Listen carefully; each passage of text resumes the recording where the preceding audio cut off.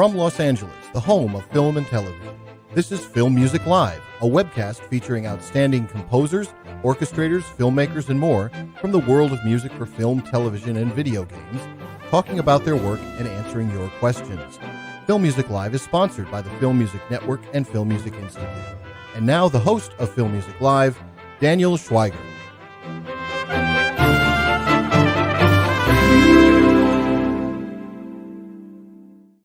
Hey everyone, I'm Daniel Schweiger and welcome to another episode of Film Music Live, the show where you get to ask the questions to today's top composers. I'm happy to have you here. If you're looking for a composer who can rock out with the criminal element, then Mad Dog Englishman John Murphy has shown he has the power chords for a battalion of bad guys we love to hate, let alone the Suicide Squad. While he might have started off with softer stuff like Leon the Pig Farmer, it was Murphy falling in with the miscreants of director Guy Ritchie with Lock, Stock, and Two Smoking Barrels and Snatch that established his cleverly creative badass street cred. But it was his electrified guitar theme for the zombie holocaust of Danny Boyle's 28 Days Later and the sequel 28 Weeks Later that took Murphy's driving rhythmic voice over the top, setting himself up to show a wide array of stylistic voices in the bad company of such films as Sunshine, Miami Vice, Basic Instinct 2, and Armored. Entering the sort of superhero genre with the unforgettable ironic mayhem of Kick-Ass, Murphy now makes a truly butt-whooping return to costume characters a little over a decade later with James Gunn's The Suicide Squad. The gang is certainly all here musically, with mean-ass guitar work, bombastic orchestras, satirical military marches, and hell-bent-for-leather shredding grooves, as joined by real Ennio Morricone-esque emo western melody that helps distinguish the colorful characters as well as energize their who-gives-a-damn fighting spirit for a critically lauded sequel that gives a big high-five to a super bad return to a leader of this kind of twisted scoring power pack. And now here's a composer who knows how to play killer riffs for supervillains as superheroes with attitude. Welcome to Film Music Live, John Murphy. Thank you, Daniel. How are you? I'm doing excellent. And introduction, by the way. Thank you so much. Well, I guess we got to get this right out of the way. How did you get that black eye? Was scoring this film so tough? I mean, what mission did you go on? I would love to say, you know, when you're kind of supposed to be edgy and tough, I just kind of punched myself in the face. I actually woke up 2 mornings ago and I had a black eye. And it's a mystery. I have no idea who came in and punched me, but here we go, you know. Big shiner. So it's okay. It's all good for the image. It could have been detachable, kid. I don't know. I mean, the arm's got to be good for something. No, so. yeah. Here I am with a black eye. So. You know how you just have such a great kind of bad guy guitar sound, and when you look back at your career again, which started pretty nicely with Leon the Pig Farmer, how do you think you kind of settled into playing these kind of characters? I mean, do you think Guy Ritchie was really the director who kind of put you in this musical criminal element, as it were? I think you basically, on any movie, you always want to save the story. You always want to do what's going to fulfill the director's vision and all these things. That's your first job. But every time I got a chance to get a bit dirty with the score and get the pedals out and stuff, I always loved doing that. But it wasn't really till Lock, Stock that I got a chance to do a little bit of that sound. There's little bits of punk in Lock, Stock, and there's little bits of grunge as well, and that's fun for me because I'm a guitar player. So it was natural for me to just put an amp on and have a mess around. And then you just got to wait till the right films come along. And, when you get a movie like 28 Days Later, where you can basically, design your own soundscape, if you like, that was really the perfect film to really go for it and turn the fuzz pedals up and really make a bigger kind of more violent and more apocalyptic kind of wall of sound. But yeah, it started with probably Lock, Stock, I think. Were you like one of these composers who had like a rock and roll band background before you even got into film composing? Yeah, I mean, that's all I did. I mean, I never ever, there was never any thought about being a film composer when I was younger. All I wanted to do was be in a band. And I was happy to be in a band, and, we made records and I got to tour and see the world a bit. And it was, at that young age when I was like 18, 19, that was amazing. But I got to about 24 to 25. I'd started writing some of the records with some of these bands. And through that, I got the chance to work on the first film, just as a songwriter, not as a composer. And it was only because it was such a low budget movie that they couldn't afford a proper composer. So I was with Dave Hughes at the time, and they just said to us, look, do you think you could write a film score? And being the sort of rascals that we were, we said, oh, yeah. So, we kind of blagged our way into that. If they'd had the money, we would never have, been in that position. So, but there was the first few films were very much what we just did whatever people wanted us to do, and but we learned how to we learned our trade on those first few films. It's not till later that I had the balls to sort of try and put my own DNA into any of the movies. It was it took a couple of years before I thought, well, I don't really want to write this stuff anymore. I don't want to get my guitar out again. And then from that, it just kind of develops. And what would you say was the first score you really felt it was you in that way? 28 Days Later was the first where I'd done a couple of movies with Danny before. And I was confident and comfortable enough with him to be able to really, present stuff which I really felt was right. Because, in the old days, there was this thing where I would give the director what I thought he wanted, but I would always sneak in another version that was what I wanted. And most times they go with the safer version, But on 28 Days, there was none of that sort of compromise. Everything I presented to Danny was, even to all the ambient stuff and the very lo-fi stuff and the whole scheme of the score was very much how I saw the music being. So yeah, that was definitely the first one where, I wrote the score that I could hear in my head. And there's a kind of two motifs that you hit with 28 Days, and you definitely hear them in Suicide Squad. And one is this kind of really great driving hard ass electric guitar rhythm, and the second that it's kind of like almost this kind of mournful surging melody that you just hear how tough it is for the character, and the music kind of strives through anger or anguish or whatnot to almost become like heroic. And again, you definitely hear these two kind of motifs playing in Suicide Squad as well. Yeah, I mean, God knows why I lean that way. If I seem to be okay with the really violent stuff and then the really sad stuff. So I don't know what that says about me, but it's just it's what I feel most at home with, and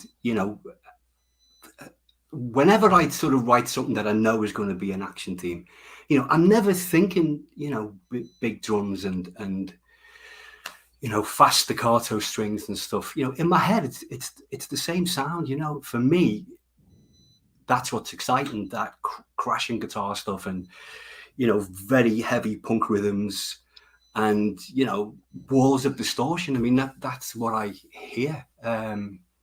So none of it's kind of deliberate or, thought through. It's just how I see it or how I hear it. So, I just go with my gut now.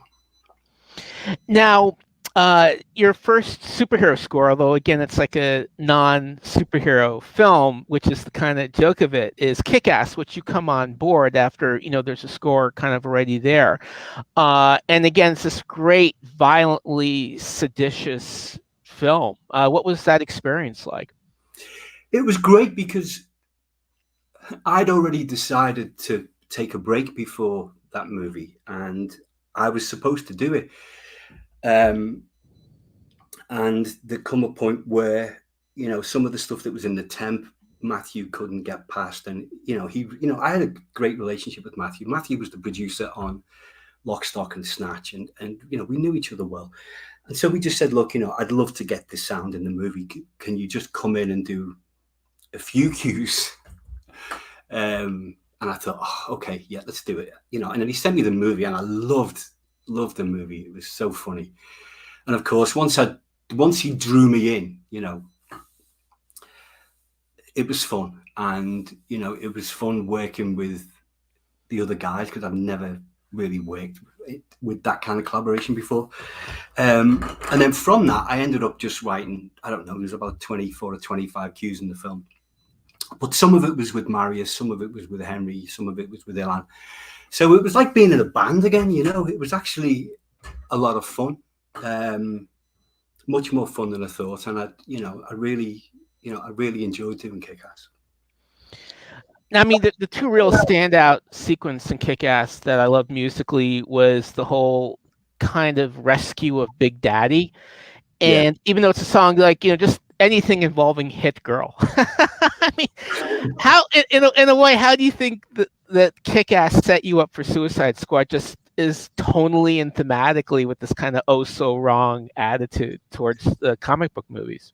Well, we're kind of in a similar world, aren't we? Because we've got, there's the sort of superhero film, which is, like the Avengers, and it's very noble and it's heroic and it's this kind of thing. But then there's also the superhero movies like Kick-Ass and Deadpool. So, I actually feel more at home with the darker, more irreverent stuff, because I find that stuff funny. So it wasn't, I didn't have to start from scratch. It wasn't like I had to go, oh, how do these films work? Because, I'd already been there, and I knew I'd enjoy it. And, to be able to work with James was amazing. So, and I knew his movies, not just the Guardian stuff. I knew the films he'd made before that. So I knew he was going to be very left of center, which is where I like to be. And, he's a rebel, so I knew it was going to be a lot of fun. And it was loads of fun. Absolutely. And again, to listeners out there, first 5 questions are going to get an awesome copy of John's Suicide Squad, courtesy of Joe Carrot Water Tower Music. So I imagine that was Kick-Ass that landed you Suicide Squad. No, actually, it was. Who knows? But when I spoke to James, when we first had our conversation, he was very knowledgeable about this stuff, and he was very aware of 28 Days Later and Sunshine. So I think somewhere between those films, I think he saw something that he thought would was going to work on this. But yeah, I mean, he would, it was great speaking with him, because I felt at the end of it that I didn't have to sell to him. When a director just seems very passionate and kind of knows what you're about. It stopped me feeling self-conscious or maybe feeling like I had to sound like somebody else, because he'd made it clear that he loved that sound and he loved the way I'd done those things. So, that puts you in a good position to just go for it, So that's what I did. Yeah, I just trusted him and just went for it. Now, I know I have my favorite character that you scored, but our first question is from a Mole character on YouTube.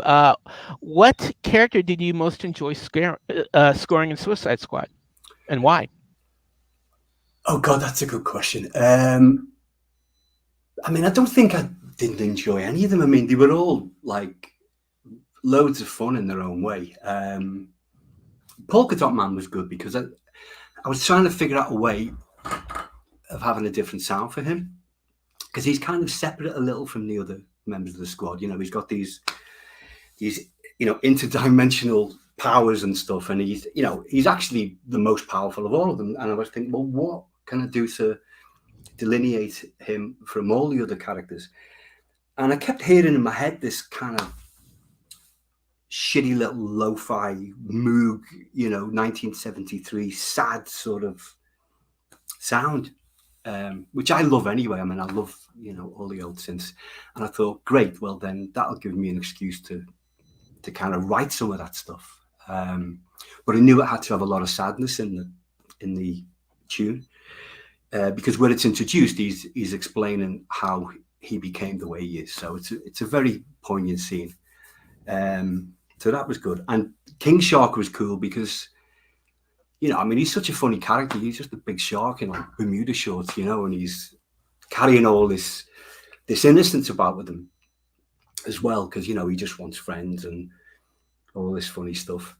And so for him, I tried something very lyrical, kind of sort of juxtaposing what he looks like and playing up the innocence in him. So, I wrote this it's kind of like a 60s lo-fi little sweet la la la tune.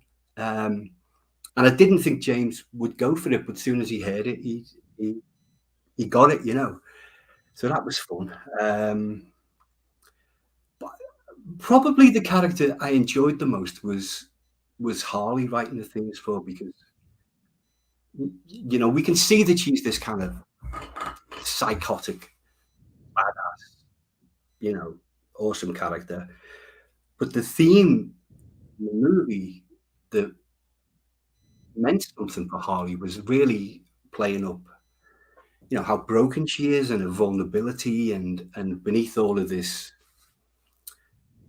psychosis, that she's actually, a very tormented, broken person, so, and as soon as you dig into those wells, as soon as you start to look that little bit deeper, that's where all the good stuff is, that's where the emotion and the backstory comes into it. So yeah, I mean, probably out of all of them, I'd say the Harley stuff was the most enjoyable for that reason.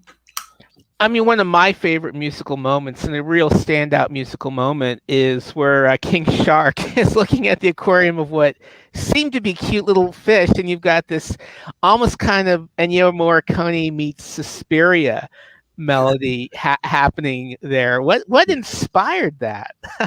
Well, it was just what I was saying, it's just, I wanted something that just put you in his head straight away, because it's funny when you write a film score, you start to develop kind of a roadmap, and you start to become aware of the limitations, how far you can go out of the score, not just instrumentally, but emotionally and with tone. And I thought, well, when we got to that bit, I just didn't really want to, I just didn't really want to hear the score, I wanted to hear something else. So, and that sound, that kind of lo-fi 60s sound, I love all that stuff. And yeah, I mean, I try not to overthink it, I mean, usually with me, if I plan it out and research, I usually kind of miss. But sometimes when I just get in there and turn it on, usually the first thing that comes in my head is the most original. So that was what, for whatever reason, that was what came into my head with King Shark, was to go la la la la la la la. That was it. I don't know why it worked. And it's funny because it only ever appears in the film once more, which is when he's surrounded and we have all the water coming down and then they attack him, so it does recur, but that's the only time. And going back to Harley, I thought it was really interesting, she's singing "I Ain't Got Nobody" and she's being electroshocked. Again, you have this little cue going on top of her singing, and it's dissonant, but it really works. How challenging is that, again, when you're playing under someone singing something and it's obviously not the same piece of music? Well, in that scene, I mean, I think that's one of the best scenes in the movie. I mean, James knows what he's doing with music. You know, he loves music. You can feel that in all of his movies. And so, you know, that was probably in there with the script. I mean, he would have. I don't think he's one of the. Well, I know he's not one of those directors that write the script and figure out the angles and then think about music at the very end. I mean, that's, you know, he's very 360 with his process. So, you know, he knows what he's doing when he's juxtaposing those tracks, those songs against scenes like that. And you know what happens is, if that had been scored, you know, to play up the violence and then play, it just would have been one of them, you know, where you kind of Mickey Mouse the action, and it would have lost, you know, half the charm. But when you play something like that track against it, and especially because he's thinking, "No, I ain't got nobody," it actually makes the violence in a way more violent, and it makes it, but at the same time, it's reminding you that it's just a movie. So you're kind of getting a double whammy, you know? You're sort of getting the kick of the madness that's going on, but you're always being told that you're watching a movie. So it kind of balances it out. So, you know, I thought that was a really cool cue to put in there. You know, I think probably every character is so distinguished, and I really love all of them. But I really just loved Ratcatcher, who was, you know, created Ratcatcher 2, you know, who's created for the film. And again, she's got a lovely emotional theme, you know, with the guitar. I mean, did that just come to you because the character is South American? No, it was, I wanted, for Ratcatcher, I knew I wanted something very organic. Because, you know, in a lot of ways, the heart of the movie is carried through Ratcatcher. And I, you know, I wasn't deliberately going, "Oh, let's put, you know, Spanish guitar here because, you know, she's Portuguese and all that stuff." It was just more about the feeling of, you know, just a regular guitar playing those soulful sort of, you know, very simple root notes with just the strings. It was really more about the feeling of that stuff. And for me, you know, I mean, you know how much I love Morricone. So, you know, any excuse to dig into that sensibility and that heartfelt stuff, I mean, I'll always do that stuff if I can. So it just worked. It was, you know, I wanted a very honest sound without any effects and, you know, any gimmicks or anything. And, you know, just sitting with the guitar it's one of the most honest sounds that you can make, you know. Were you playing guitar? Was all the guitar work you on the score? Or? Yeah, I mean, I always do my own guitars just because it's, you know, it's part of the fun of doing a movie. And, you know, I can't imagine asking somebody else to sort of play my part because I mean, there's loads of amazing guitar players in LA, but I just feel like I can get the sound that I can hear in my head quicker than somebody else because I don't have to ask anybody. You know, if I hear this tinny buzzy thing, I know how to get it. If I hear a very lo-fi mournful sound, I know how to get it. So, you know, and I mean, I've always done my own guitars and I think I always will, but it's just, I think I like the way I do stuff, even though it's a bit, you know, I'm a very, you know, I've got a weird style with guitar. But I've just gotten used to it, and I just kind of like that you know, garagey, lo-fi sound that I get. No, obviously the score is so much more than the wonderful emotional moments. You've got this kind of BS military march and some really terrific orchestral action in it. I mean, again, was that something that was just fairly obvious? Like, hey, let's play this kind of satirical military idea with these characters. Yeah, I mean, it was, and especially early on as well, because, I mean, there's a certain expectation with a movie like this where, you know, at some point, no matter how many punky little bits of score or you know, distorted things or like kind of edgy little moments you do up to that point, you know, at a certain point that the score is going to open out, and because the movie is opening out, you know. So we always knew that we'd get there, but what was cool was we didn't go to that big sound until we really, really both wanted it. And there was a lot of cues in the middle where we thought, is this going to be orchestral, or do you think we can do this another way? And most of the times we got there in another way, and we didn't have to pull the big guns out yet. But yeah, it was never really talked about. We just both kind of understood that at a certain point, you know, when you get into that bit of the film, we're going to go to the big choir and the big bombastic orchestra and stuff. But even then, we tracked it up with loads of the guitars that we were using. So at least it felt seamless by the time we got there. So it just ended up being this huge, big hybrid of distortions and brass and strings and stuff. So, you know, it still stayed its own thing, I hope. Now we're gonna jump around with some questions from our audience here, and you know, again, of situations where composers face just seeming madness and suicide, and yet emerge triumphant artistically. You really are there, because a question from Louis Bertolini. Is there any truth to you are one of the very few composers to have a good time working with Michael Mann on Miami Vice? You know, it's funny. I wasn't really aware of the reputation that's been created about Michael when I signed on to the movie. It was only afterwards people would say, you know, you're going to work really hard on this and it's going to be tough. And, you know, but to be honest, he was really cool with me, and we had loads of great conversations. And, you know, he wasn't the taskmaster, let's say, that a lot of people had warned me of. He was actually very supportive, and you know, whenever I needed to check anything with him or ask him stuff, he was, you know, it might have been a simple thing, but he'd go to great lengths to explain, you know, the story and what he wanted. So yeah, I mean, it was actually a really very productive film to work on.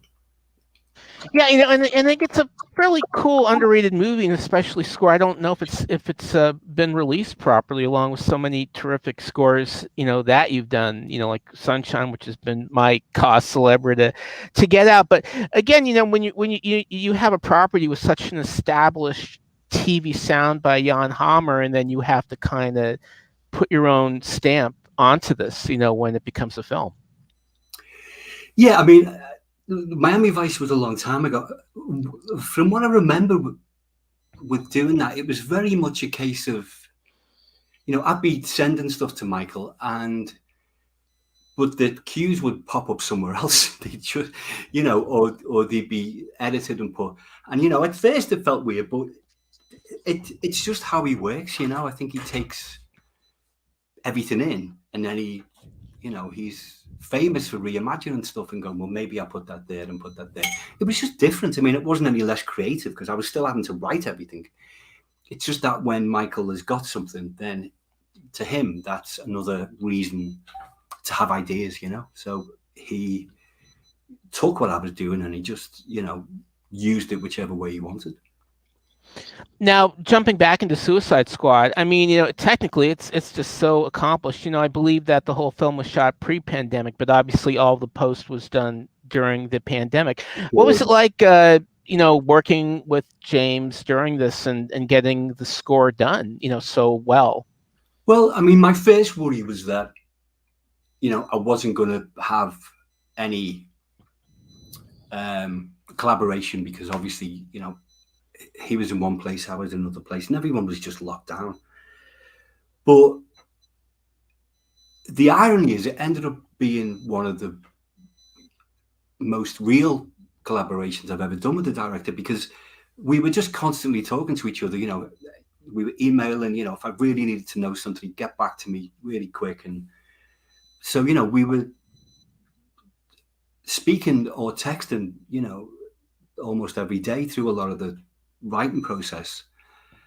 And in a way, that was better than working on a film with a director in the room and then seeing him again in a week. You know what I mean? Even though I wasn't in person with James, I felt like there was a fluid sense of where we were going because we were just in constant communication. And, you know, I didn't really feel the disadvantage of never having him in the room when I was writing. It was just a very different situation. I think the biggest challenge with the whole COVID thing, and I know, loads of my mates had the same problem when they were trying to get a movie scored, was what we do with the orchestra, because there was a long time everybody was going, oh my God, we're not going to be able to have an orchestra here. What are we going to do? We've got to use samples, we've got to use synths, it's going to be shit, But when it opened up a little bit and we were allowed to have the orchestra, the weird thing is, because I was only allowed to have 48 people in one room, so we couldn't even have a full string section. So and the worst of it was we couldn't get the orchestra to play together. So we'd record the strings one day, then the next day we'd record the brass, and then the next day we'd record the woodwinds, and so on. So we just had to be very careful, because whatever changes we made when recording the strings, with the dynamics and different ideas and changing chords and changing notes, we had to carry that all across to all the other sections. So we had to really remember and make a note of what you were doing. And my orchestrator, Stephen Coleman, was brilliant with that. He, whatever I was shouting out on the day with one section would be written into the score for the next section. So somehow it all came together. But yeah, that was a big challenge for everybody. Just how do we make this? It was like painting by numbers.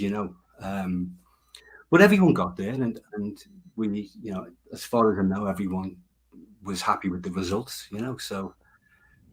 You got there. Now, here's a question from Airsick Titan. How would you network with a director if you're just beginning to work as a composer?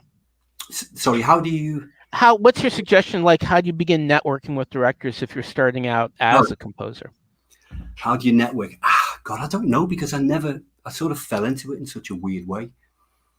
I'm probably the worst person to ask that, because I've never networked in my life. So, I would guess, actually, there's always events, film events everywhere. I think probably if you want to get into that loop of meeting directors, you just got to go to everything and try and get to the parties and go to, whatever things. There's always, in America, there's like BMI are always doing stuff. And, I guess you just got to do it that way. But I never, I wasn't really a networking guy, to be honest. I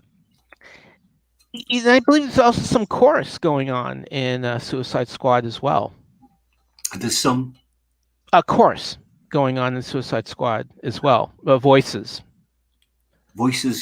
Sorry, vocals or chorus going on in some of the emotional moments. The choir. Sorry. Choir. I'm sorry. You just cut out there. Yeah, I love choir, and I know James is a big choir fan. But because these guys are so kind of, they're very down and dirty, and they're not these, very heroic choir type people. Not at the beginning anyway. So we had to be very careful with that. We didn't do any choir stuff at the beginning, I don't think. I think there may have been a little bit with Harley and the Javelin, but that was like almost for sort of comedy effect. So we had to sort of work our way in with that stuff. We knew we were going to have the big choir stuff at the end, because we wanted choir on Starro. But, I kind of underplayed the choral stuff, to be honest. It just didn't feel like their characters. And I just kept it loud for the Starro stuff, because, you can get, some beautiful, crazy vocal effects. And I wanted to have that little sense of epicness on Starro, and almost like a religious thing to him, that he was this huge character that didn't really come from this world. So, I sort of wanted to save the choral stuff for him. It's interesting because Starro's kind of a sympathetic character. In a way, he's as much of a victim as the Suicide Squad, if you want to call them victims. Well, at least Ratcatcher is, I think. Yeah. But, his like little farewell line, you feel sorry for him. I totally love Starro. The kid, he was just this little starfish floating in space. And, there's that beautiful line you know, I don't want to give anything away, but you know, I was happy staring at the stars. You know, it's beautiful, and you totally feel for Starro, because you know we were to blame for what happened. He didn't attack the Earth. He didn't want to cause any trouble. So yeah, I have a load of good stuff for Starro. I think he's cool. Absolutely, I love, especially in an IMAX screen. You know, that's the way to watch a kaiju. We got some kaiju action in this. Now, again, going back to your emotional writing, I mean, especially, you know, there had definitely been zombie scores before 28 Days Later, but you'd never really had the kind of lyricism to it. And that leads to our question from Sedania. What was your inspiration or muse for the soul-crushing, beautiful score for 28 Weeks Later? 28 days or 28 weeks? 28 weeks later. 28 weeks. Well, that kind of had to bounce off 28 days a bit, because there was it was a very different movie with very different goals as a movie, I think. And it was less about the lyricism that was in the first movie, because, you know, I always saw the 28 Days Later not really as a zombie film, but more of an apocalyptic road movie. You know, that's the way I saw that movie. And that afforded us to have, you know, like these beautiful Protestant hymns throughout, and you know, all this very lyrical stuff, even within the lo-fi ambient stuff. But 28 Weeks Later was much more of a, you know, kind of an action film, really. It was more about what shit happens afterwards, you know. So I had to use some of the sounds and some of the devices from the first movie. But I knew that because the scale, the action was bigger, I had to then, you know, work with that scale. But it still meant we could still have the emotional stuff. And, you know, we had that beautiful scene with the, you know, this, with the eyes. And it was a lot of, the underlying theme of 28 Weeks was very much blood being thicker than water, and what would you do for your family? You know, it was all very much about family. So there was opportunities to get very heartfelt in there, but I had to make sure that I'd still saved it as kind of an action film as well. It was a bit of a mix. Now, again, obviously, the you know, 28 Weeks and 28 Days Later are famous for the shredding guitar, kick-ass, which leads to our question from Renato. And again, you know, I think, you know, maybe Suicide Squad just may be the most guitar-rific score yet that you've done. How many guitars did you use in the Suicide Squad? Was it just like one guitar? Did you double? Did you triple the guitars? Oh my, you would not believe. You wouldn't believe. I mean, it became a sort of thing that we would basically try to use every guitar that we had time for. So I think probably there was maybe about 10, 11 different guitars. But, you know, what made that sound up a lot was the basses, because I knew going into this movie that we needed a bigger, more solid guitar sound. And so what I did was, I mean, I sort of arranged it almost like a string orchestra, where I got the basses that I had and I put them through fuzz pedals, and I made them take the very low octaves. And then what would normally be in the low guitar range, I played those on basses through pedals too. So you got this really solid foundation. And then the middle guitar parts I then played through loads of pedals. So it kind of got bigger and bigger and bigger, but the weight and the crunch of that big guitar sound is actually mostly basses. And, you know, I remember being at Igloo where we mixed the music, and Gustavo was laughing because there was 11 different fuzz bass tracks on just one piece of music, which he just thought that was hilarious. But, you know, it's what we needed to do to get that sound. So for every guitar I used, there would always be at least 3 or 4 tracked with the same guitar, and then we would keep doing it. So can honestly say that there's more guitars recorded on the Suicide Squad than probably all the other films I've put together. It was just massive, the amount of tracking we did. And it's fun too. Now, I actually enjoyed the first Suicide Squad film. I mean, this is definitely a better film, but I like the first one. And Jesus Adrian Parada would like to know, was there any callback to Stephen Price's first score? Was there like a little bit of the X-Force theme when they fight against Starro? No, it was a total. I don't think we even had a conversation about it. I mean, I know Stevens. Stevens a fantastic composer, and he's a really cool guy. And I actually enjoyed the first film too. I took my kids, and there's all these great characters. You can't not love Margot Robbie as Harley Quinn, and there was loads of cool stuff in there. But there was never any conversation that we were going to have, any musical connective tissue to the first one. I think. And that's not with any disrespect. It's just that, with James, he was making a James Gunn film. So I don't think it was even in his head. We were always starting with whatever sound and whatever vibe was going to be best for this movie. Now, one of the, when you kind of took a break, from film scoring, you released this really quite lovely album called Anonymous Rejected Film Score. And Dale would love to know, tell us about this album. And how it emerged and where it came from. That was it was a movie I'd done a long time ago, and for one reason or another, the director was taken off the movie. The main executive hated the score, and me and the director loved it. I mean, we thought we were doing something very different, and it was very experimental. There was a lot of weird reverse guitars, and it wasn't very typical as a score.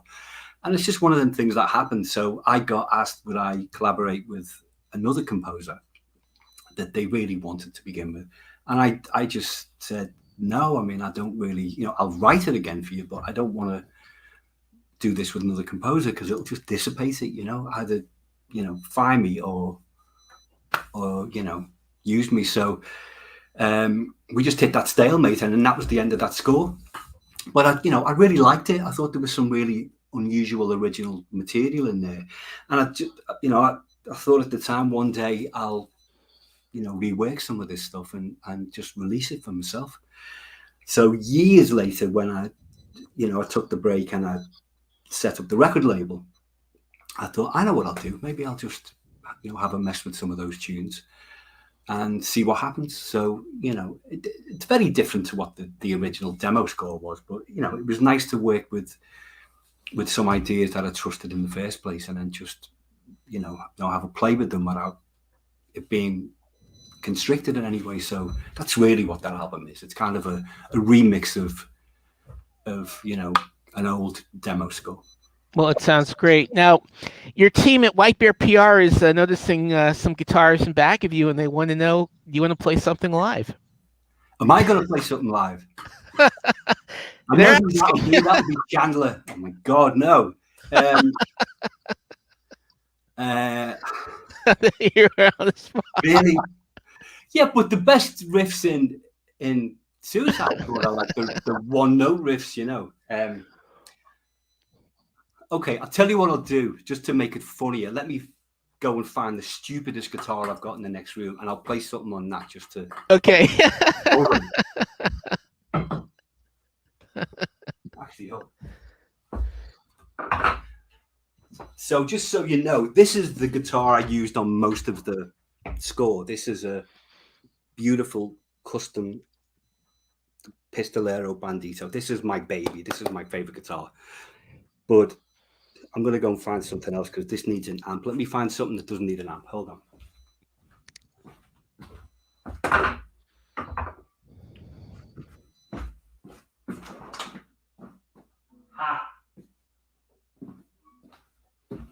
All right. This is not sexy, okay? This is actually my writing guitar because it's made of plastic. So this is awesome for just because it's so light. I don't know what the hell it's made of, but it's like the worst sounding guitar in the world. But it's great for writing because you can just bash it and throw it in the corner. So okay, so the first tune you hear is as simple as this, okay? So watch carefully because this is difficult. And that's the riff. That's the theme, okay? And then you've got stuff like, like the action stuff early on, because I was really trying hard to just make the original stuff where they first appear to be very simple. So you had all that, you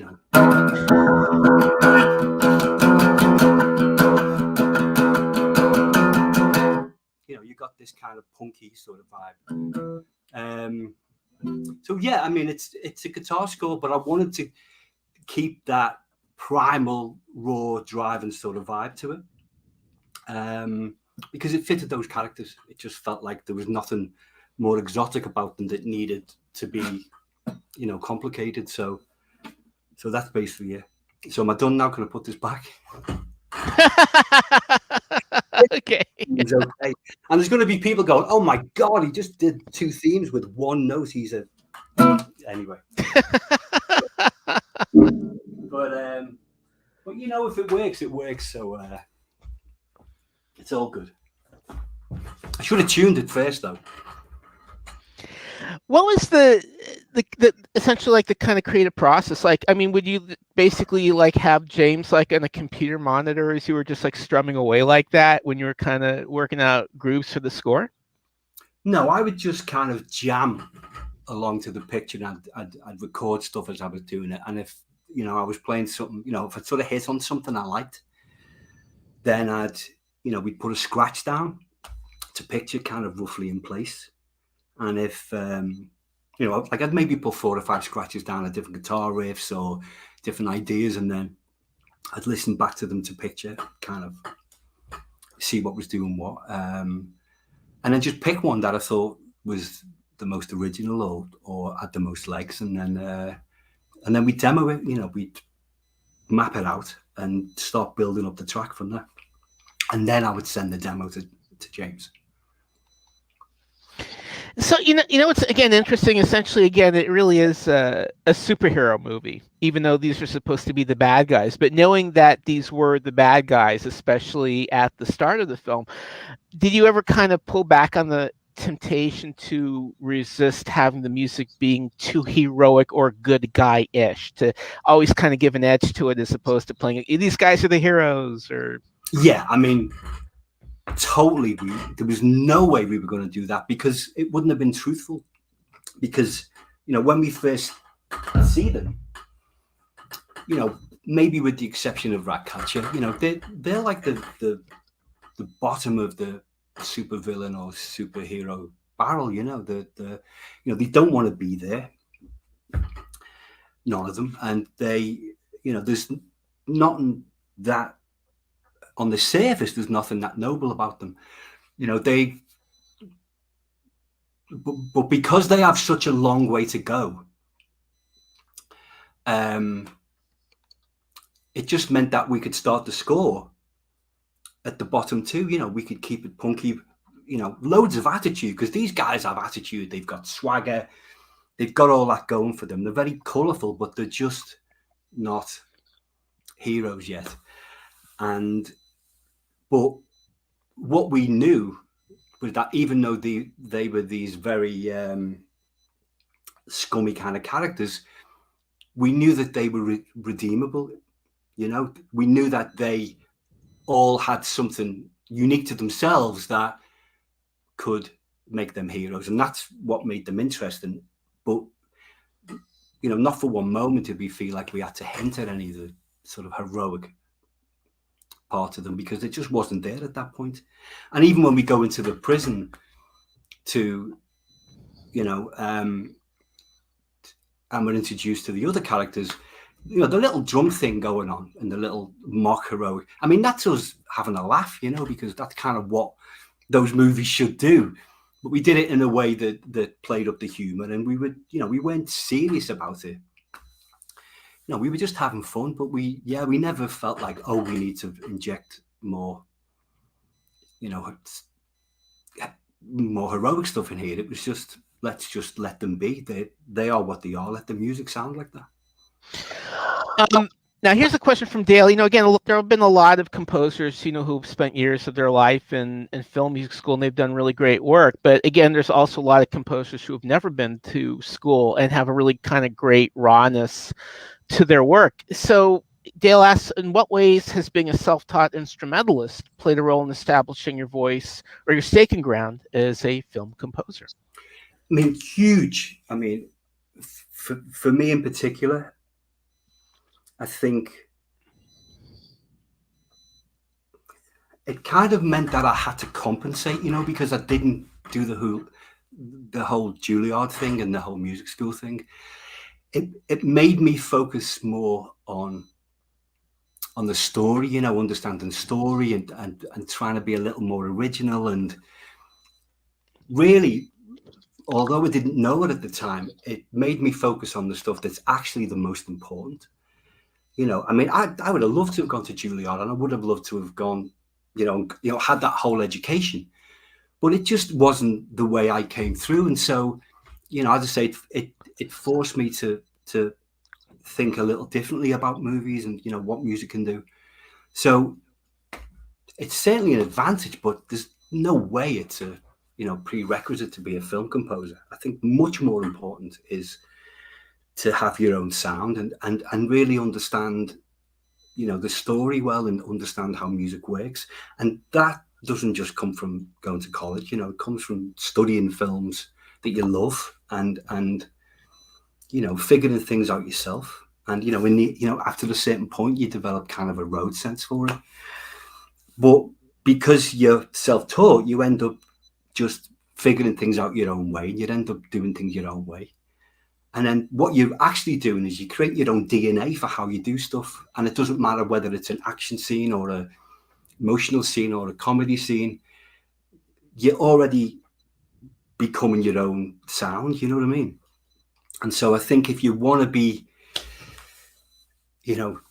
truly original, I think, I certainly wouldn't feel that the music school is a critical thing. I mean, it'd be amazing, but I think there are more important things with writing music to film, and story is the main thing. It's like when, talk to some young composers, and they sort of keep saying, so about writing to picture. And, I say, we don't write to picture. We write a story, because, the picture only tells you a little bit of what's going on. And it's only when you start writing to story that you start writing the really interesting stuff, the internal stuff, the stuff that's going on in somebody's head, the motives behind why people do what they do. And, you can't really see that all the time in a movie when you're just working to sync points, So I think, that is more important than anything. It's just understanding, how to write a story, not write a picture. How, when you look at this, to me is like probably as close to punk rock as a major tentpole superhero score is going to get. I mean, when you look at, your sensibility and James Gunn's sensibility, do you basically kind of view yourself as punk rockers? I mean, I started off as a guitarist in a punk band, and that kind of excitement of when you're in your first band, it's like your first kiss. It's just, you never kind of forget it, because it's what opens up this whole world of music to you, or performing music. So, those early influences never really left me in the same way that, different types of music I got into later did.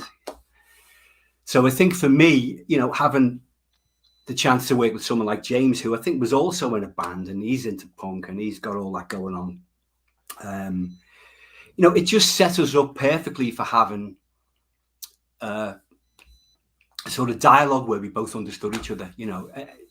We didn't feel like it was wrong. You know, I mean, you can imagine in an executive meeting, people saying, you know, punk rock, and like going, oh my God, can we do that? I mean, we didn't really go, oh, let's do a punk track here. It was just some of the stuff in the score, you know, had that energy and had that tempo and had that raw sort of simplicity.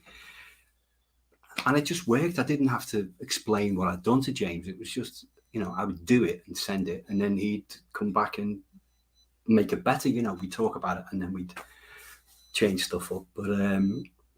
But yeah, no, it's good that you picked up on that. I mean, I would love to do a full-on punk score one day, you know, where it's only that stuff and not have any orchestras or choirs. But, you know, it was never going to be on this movie because the movie is so big. It's such a roller coaster. We basically needed both. You know, we needed the epic stuff, but we also needed that raw, gritty vibe smashing its way through it as well. So, but it would be fun to do like a full-on punk score one day. Now you could really say you are back with a vengeance with this score. I mean, are you looking forward to more big ass fun tentpoles like this after Suicide Squad? It's funny because the plan was to, you know, come back and do a little indie film and feel my way back into things and you know, keep it intimate and, you know, do a film without any pressure. That was the plan, which obviously didn't happen with doing this. But the irony is that's what it felt like. You know, there was no pressure that this was going to be a huge movie. And it was, you know, like all this expectations. And because I was really dealing in a very close circle of James and, you know, the producers,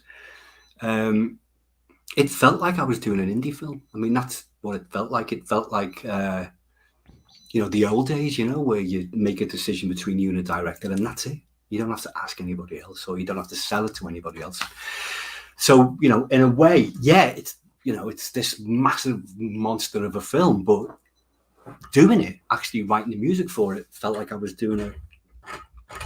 You know, it felt like doing like a little indie film. It was amazing. There was none of that executive or committee pressure at all. So I don't know whether that would be the same on another, you know, big kind of comic book movie, but it, you know, the experience I had on this really made me feel like, well, you know, you had a lot of fun on this, so why not? So yeah, you know, it would be fun to do something else like this. Yeah. So before we wrap up the show, one last question for you. If you were personally a member of the Suicide Squad, what would your power be? What would you have been thrown into prison for? And how long would you last on the mission? If I had to come up with a superhero or pick one. Yeah. What would your power be? How long would you last? What would my power be? Probably someone who drinks. I don't even know what power do I have. I don't know. It would be, oh God. Well, someone who doesn't give himself a black eye, that would be useful. Yeah, that'd probably be the you know, the guy that I don't know, distorter boy. That would be cool. Someone who like distorts everything, and you know, if someone comes crashing at him, he turns them into like waveforms that are like a big muff. You know, that would be a good character, distorter boy. I mean, I wouldn't last long because, you know, the batteries would go, but yeah, that'd be cool. I think you'd last longer than Javelin. So I like Javelin too. Yeah. I love Javelin. I want to see a prequel. John, I just want to say thank you so much for joining us at Film Music Live. I want everyone to watch The Suicide Squad in theaters, especially in IMAX, or you can watch it in HBO Max. And John's score is available on Water Tower Music. And I want to give a big thanks to Joseph Cara at Water Tower Music for his downloads, to our show producer Dale Turner, Mark Northam, Mark Banning, and ace publicist Andrew Kropp and Kyrie Hood at White Bear Public Relations. And I will see you on the next Film Music Live. See you, everybody. Cheers, guys. Cheers.